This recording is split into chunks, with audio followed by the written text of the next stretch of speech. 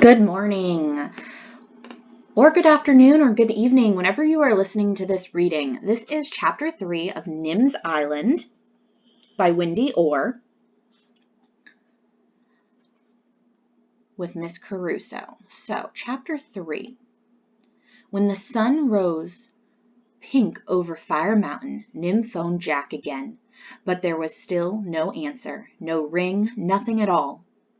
Nim checked the phone, the satellite dish, the connections between the solar panel and the phone's battery charger. But everything looked the way it should. She checked her email, even though she knew he didn't have a computer on his boat. To Jack Russo at explorer.net. From aka at incognito.net. It's a fun email address. Tuesday, 30th of March, 2221. So 2200, if you know that, that's 10 o'clock. Dear Jack Russo, your article, The Life Cycle of the Coconut Palm, was as fascinating as a feature film and as fact-filled as a documentary, but I still have a couple of questions. 1. How long do coconuts float? 2. Do they float well enough to make a raft? 3. How could I build one? Thank you, Alex Rover. A letter, said Nim.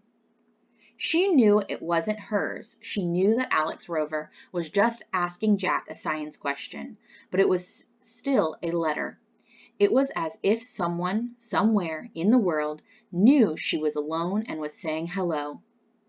To aka incognito.net. From Jack Russo. Wednesday, the 31st of March at 6:45. So that's 6:45 in the morning. Alex Rover. Dear Alex Rover, Jack is busy doing science. I hope he will answer your question tomorrow or maybe the day after. From Nim. So now she's responding to the email. She had heaps to do, and that was good because she didn't want time to worry about Jack. She made banana and coconut mush and snuggled warmly with Sulky to eat it for breakfast. Fred always forgot that he didn't like bananas, so he snitched a little from her bowl and spat it out across the rock. Yuck, Fred, said Nim. She didn't feel much like eating now either, because the iguana went ahead and got into her food. Yeah, I wouldn't want that either. She watered her garden with bamboo pipes trickling coolly from the pool. She towed wagon loads of seaweed to spread across the plants.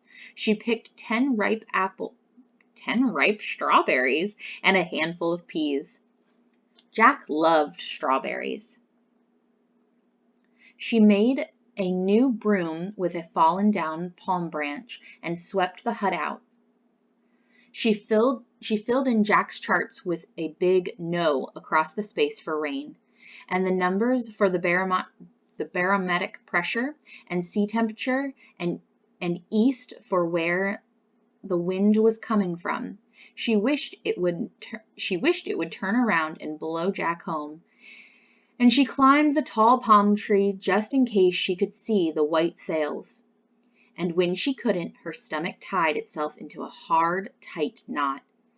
And she went on being busy.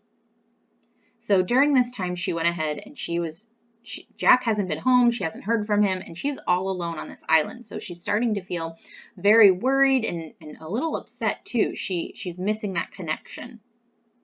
She mixed up dough to make some bread.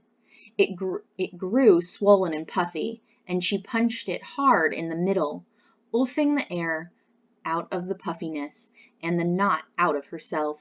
She punched and rolled it over and over till her arms were floppy and the dough ball was smooth.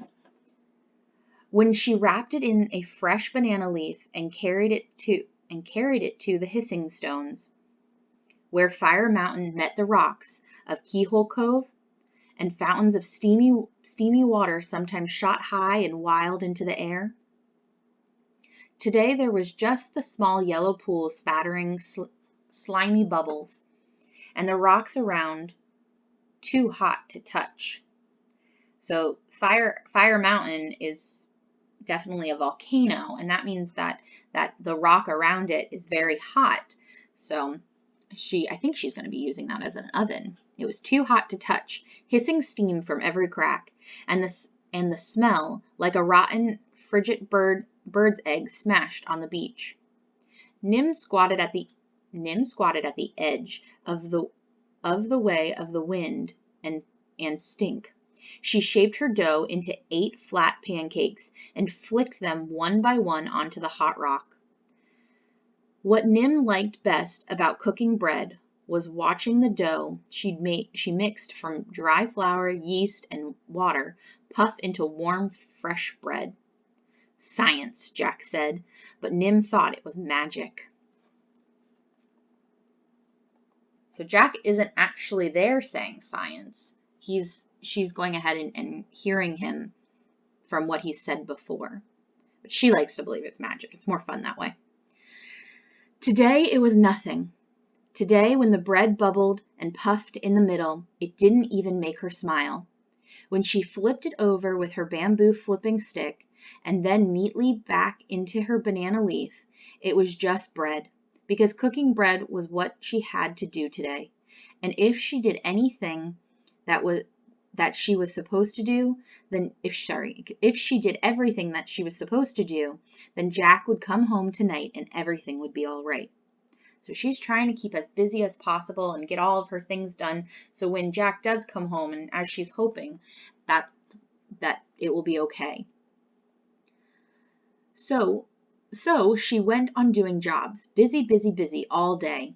She heaped fallen branches into a bonfire, beach combed from the black rocks of Keyhole Cove to Shell Beach in front of the hut, and then from the sands of Turtle Beach right to Frigid Bird's Cliff at the end, and she found 3 giant seeds shaped like hearts, 10 new shells, and half a wooden paddle that made her think, oh no, but it wasn't Jack's.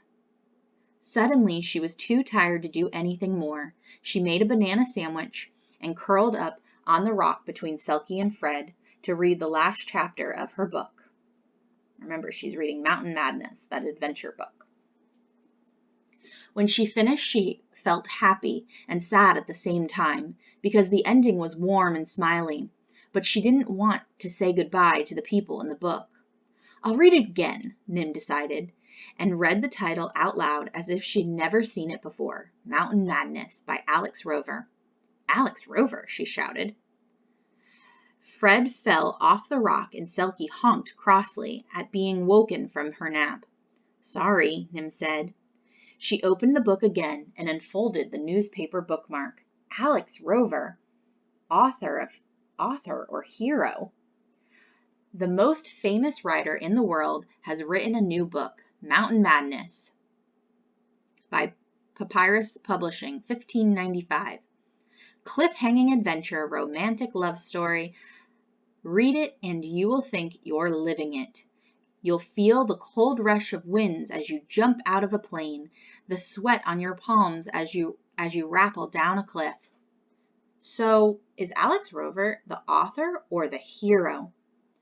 He couldn't describe these adventures if he hadn't lived them, but Alex Rover is not a typical macho action man.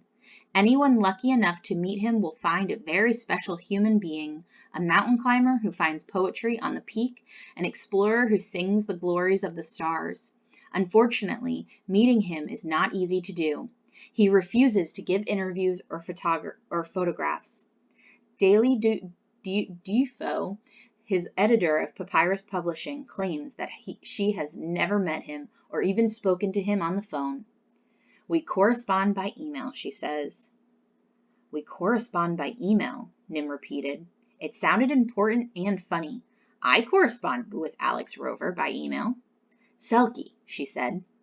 Alex Rover's a hero. Fred, she added. I corresponded with a hero. Selkie and Fred looked confused. They liked it when Nim used words they knew, like coconut and fish, swimming, and keyhole cove. But Nim was happy. If Alex Rover could survive all those wonderful adventures, so could Jack. He'd be home tomorrow, just like he said. AKA at incognito.net from Jack Russo at explorer.net. Wednesday, the 31st of March at 18:27. 18 is 6 o'clock. So in the afternoon, evening. Dear Alex Rover, Jack is still away, but I hope he'll be home soon. I'm glad you're a hero because Mountain Madness is the best book I've ever read. It's like real life, except more exciting, and everyone is so brave. And because it has a happy ending when the hero and the lady find each other and fall in love. From Nim. To Jack Russo from AKA Incognito. The 31st of March at 13:32. So 1:30. Dear Nim, aren't time differences funny?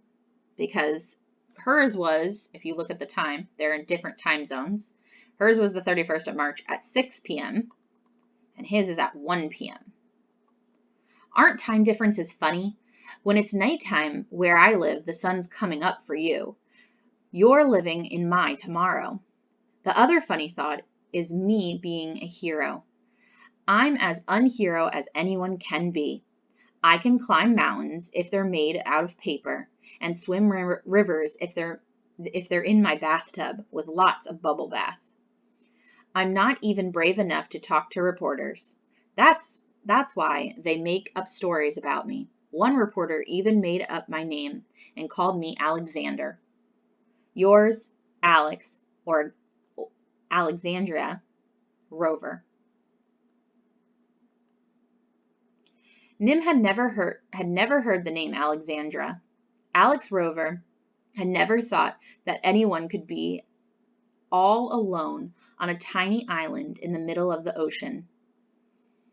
And so Nim went on thinking that Alex Rover was a man, and Alex went on thinking that Nim was a girl at home with her mother and maybe brothers and sisters, cousins and friends. And they both thought that they understood each other perfectly. Far, far out in the ocean, a sailboat drifted. On its deck, a man lay sprawled like a boxer who lost a fight. So, and before I actually started reading that, I should have went over this with you guys.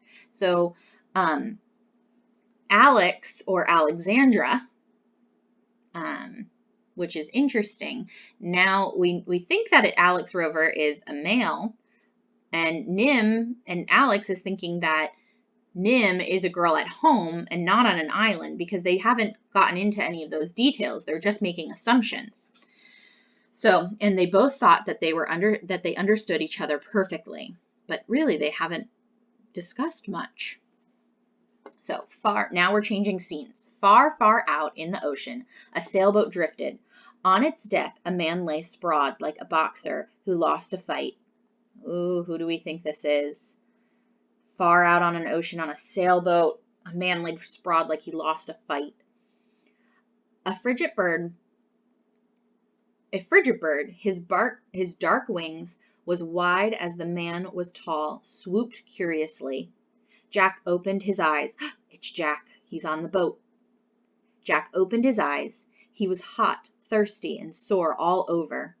When he scratched his beard, his hand came back rusty with dry blood.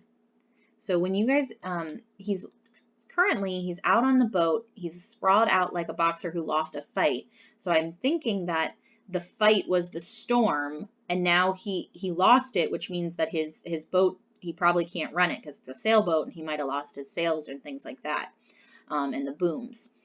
So when you go ahead and you're dehydrated, your skin kind of dries up a little bit, and if you're scratching your skin, it becomes very thin, and it could even go ahead and lead to bleeding.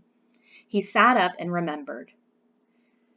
He'd been sitting on the deck, watching the plankton grow glow on the nighttime waves. Suddenly a storm had come roaring, and he pulled down the sails. But the wind didn't care. It threw the boat sideways, and he reached for the satellite dish as it smashed to the deck. Now there was a cut on his head, and the satellite dish was gone. And if the satellite dish was gone, his phone wouldn't work, and he must go home to Nim. So the storm did go ahead and hurt his boat. So far, that's what we got from that. So he hasn't been able to go ahead and contact Nim, and he's also worried about getting home. Jack's head hurt as his legs wobbled, but he staggered to the tiller. He pushed the tiller and then he pulled it, but it swung loose and empty in his hand, and he knew his rudder was broken. If his rudder was broken, he couldn't steer. So the rudder is kind of like a sail, but on the bottom of the boat. So it's hard. It's not like a sail where it's moving. It goes ahead and it's underneath a sailboat, and it goes down pretty far to kind of balance it out and also steer. And if he couldn't steer his boat was just a big piece of driftwood. So that is the end of chapter 3. I hope you guys enjoyed it. We will continue reading chapter 4 on our next video. I hope you guys think a little bit about this text, as well as I will show some pictures in our class meetings so you guys can see the sea lions and get a better picture of what a rudder might be, as well as answer any questions. Okay, for today, happy learning!